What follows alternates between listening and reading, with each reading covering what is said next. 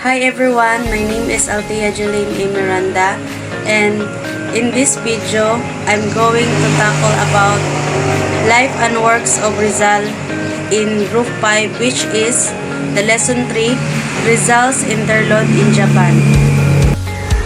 Intended learning outcomes. Learners' learning outcomes as to historical awareness, cultural understanding, literacy appreciations of Rizal's time in Japan. Significance of the study. It's important to enrich our understanding of cultural dynamics, historical significance, and the complex of nationalism. Rationally. The rationale of this topic is to multifaceted, encompassing various academic, cultural, historical, and social dimensions. Rizal's interlude in Japan in 1888. One of the happiest interludes in the life of Rizal was his sojourn in the land of cherry blossom for 1 month and a half, February 28 to April 13, 1888. He was enchanted by the natural beauty of Japan, the charming manners of the Japanese people, and the picturesque of shrines. So, ang pinaka-happy ko no nga pag-stay ni Rizal is sa Japan. So, nag-stay siya dito in 1 month and a half. So, February 28 to April 13, 88. So, na-enchanted siya dito sa kanang beauty sa Japan, tas sa mga manners sa Japanese people o mga kagana sa ilang mga ipang-build nga shrines. Moreover, he fell in love with a Japanese girl whose loveliness infused with joy and romance in his sorrowing heart. His real name was Siko Osoy.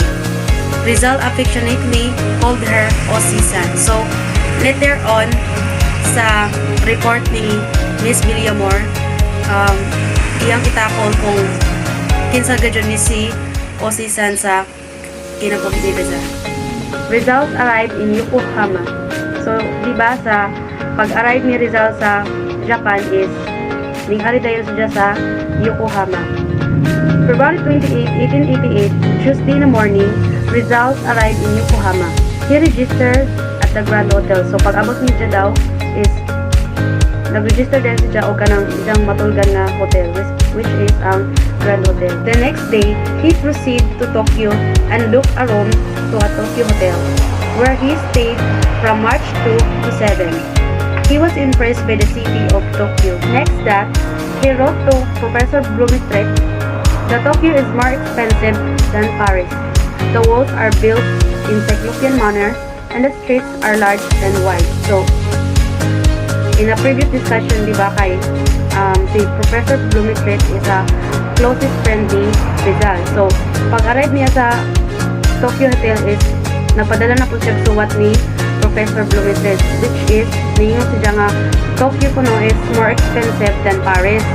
The walls are built in cyclopean manner and the streets are large and wide. Next to that is Rizal in Tokyo. Shortly after Rizal's arrival in Tokyo, he was invited at his hotel by Juan Perez Caballero, the secretary of the Spanish legation. The latter invited him to lead the Spanish legation. So, he accepted the invitation for the two reasons. He could economize his living expenses by staying in the legation, and two, he had nothing to hide from the prying eyes of the Spanish authorities. So, naay duha ka rason nga nung i-accept niya ang invitation nga dito magpuyo sa Spanish legation.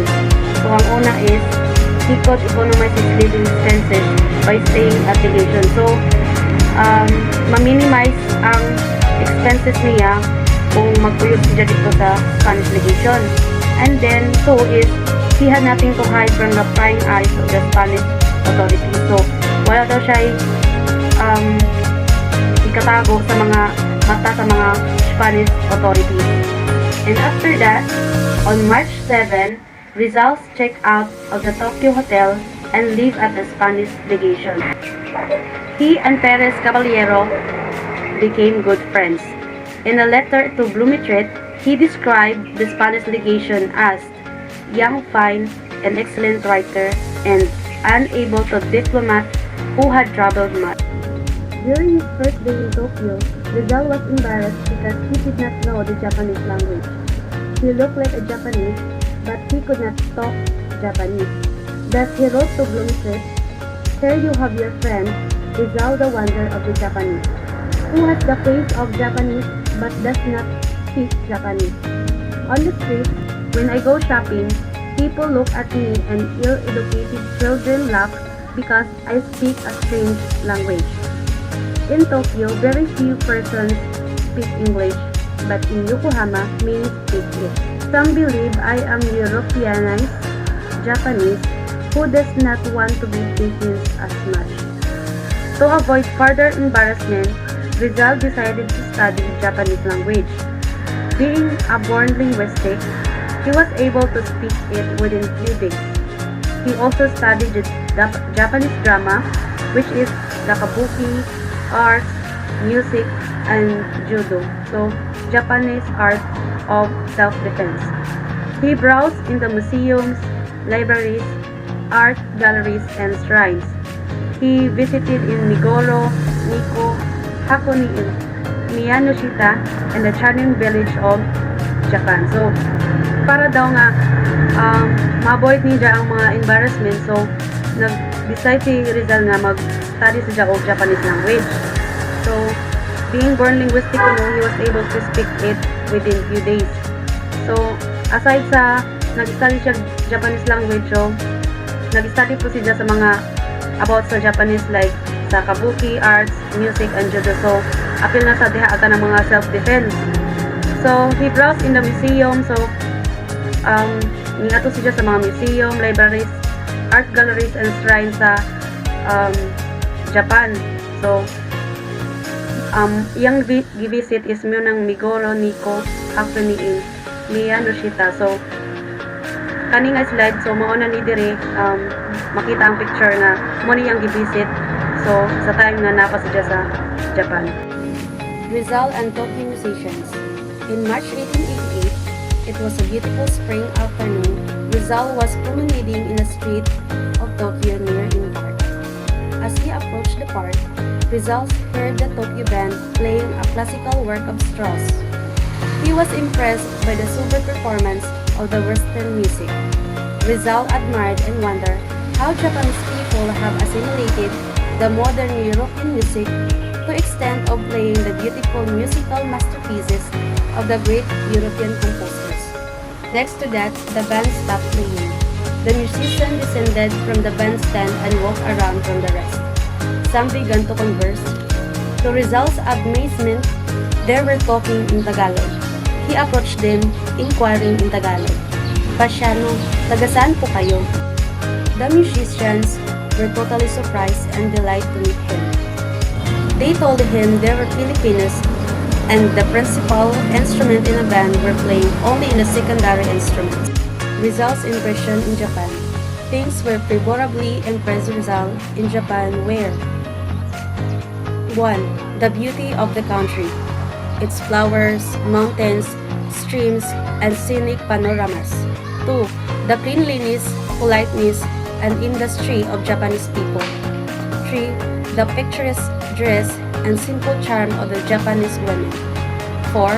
There were very few thieves in Japan so that the houses remained open and day and night. And in the hotel room, one could safely leave money on the table. 5. Beggars were rarely seen in the city streets, unlike in Manila, the other cities. So, lima ka buo nga mga giganahan ni Rizal when he was in Japan. So, iyang mga impression. So, ang una daw is sa kagana sa country sa Japan. So, sa mga flowers, mountains, streams. So, number 2 is kanang sa kahinlok sa Japan, sa politeness in the industry of Japanese people. So, number 3 is kanang mga simple charm of na picturesque dress sa mga Japanese people nga mga baji. So, sa the way sila mag-dress. So, 4 is kanang in Japan kuno is few lang ang kanang few or kanang gamay lang ito sa ila dito ang kanang mga kawatan. So mo bitaw ng sa mga houses po nila is pasalig daw sila nga kanang bukas ra kay wala man kayo kanang mga kawatan dito. So labi na daw sa mga hotel is maka bilin pa sila og mga kwarta sa lamisa. So 5 kuno is beggars were rarely seen in the city streets. So kanang mga pulubi bitaw unlike sa ato sa Philippines, sa Manila o other cities is daghan kayo o kanang mga pulubi sa mga kilid sa street. So unlike daw sa Japan,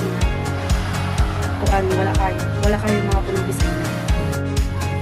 So thing that Rizal did not favorably impress in Japan. So isa lang, one thing which is not did like in Japan, that was the popular mode of transportation by means of rickshaws. He felt disgusted at the way of human being was employed like a horse. And diri ra nag-end ang akong report. So sa next slide sa Rizal's interlude in Japan is i-continue ni Miss Villamo. That's all. Thank you.